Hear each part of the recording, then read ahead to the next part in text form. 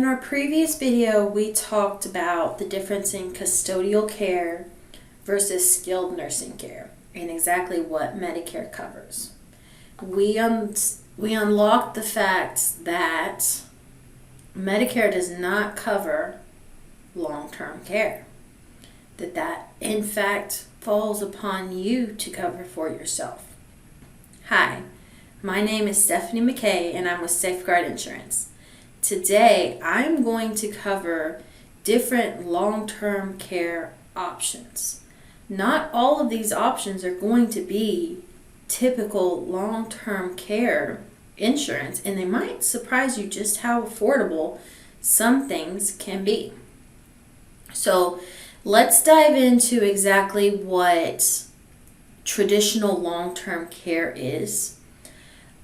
Old style long-term care, that your parents or grandparents may have had, some of them paid absolutely amazing and really, really helped benefit families by being able to provide the care for their aging parents or grandparents that they needed.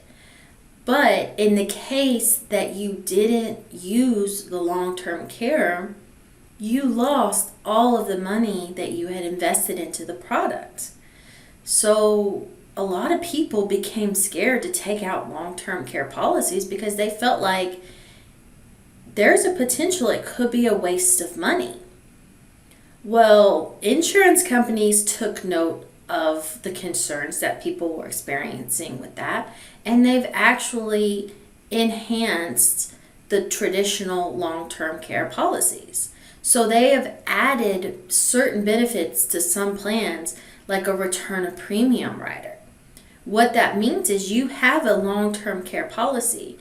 If you utilize your policy, it helps pay for your care in a nursing home or assisted living or any of those establishments that you could elect that you want. Depends on if you want home health or if you want to be in a nursing home. You get those choices.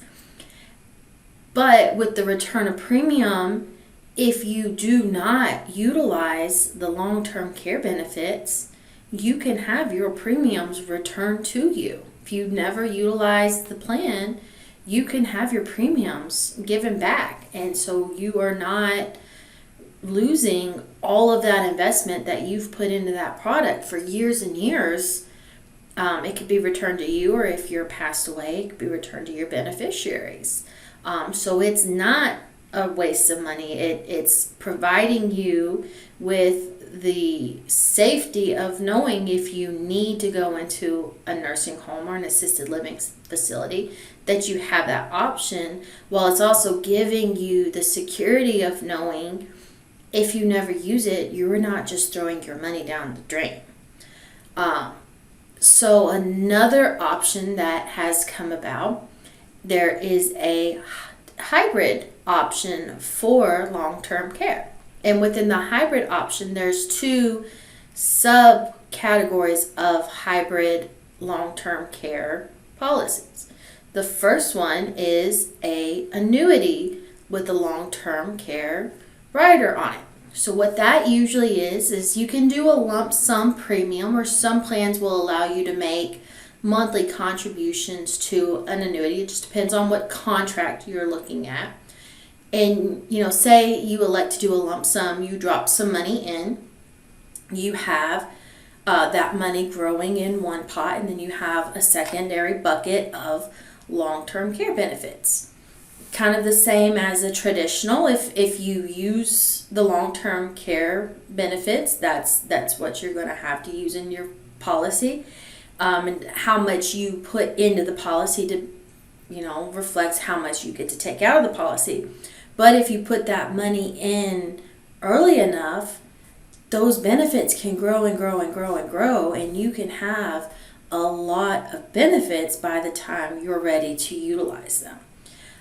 If you never utilize the long-term care benefits, then you can still use the policy as a regular annuity, and you can annuitize it and get an income stream from it.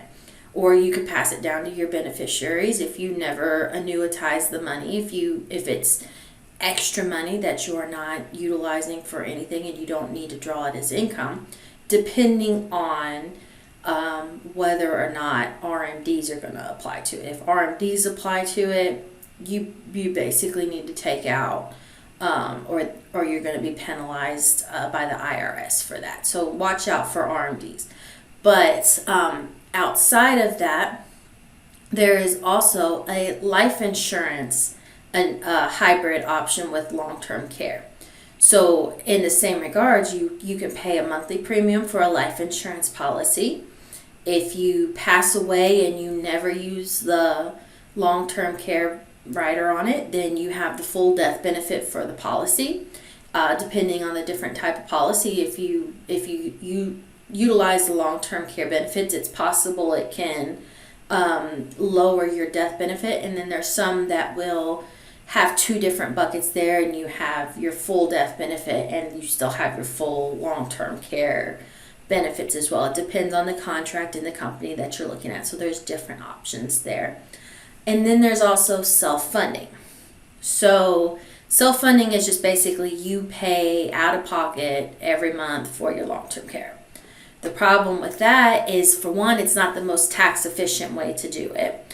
A traditional long-term care, a long-term care built into an annuity, or a long-term care rider on a life insurance are all tax efficient. There's no tax on those type of policies, so that is much more tax efficient way than just self-funding it.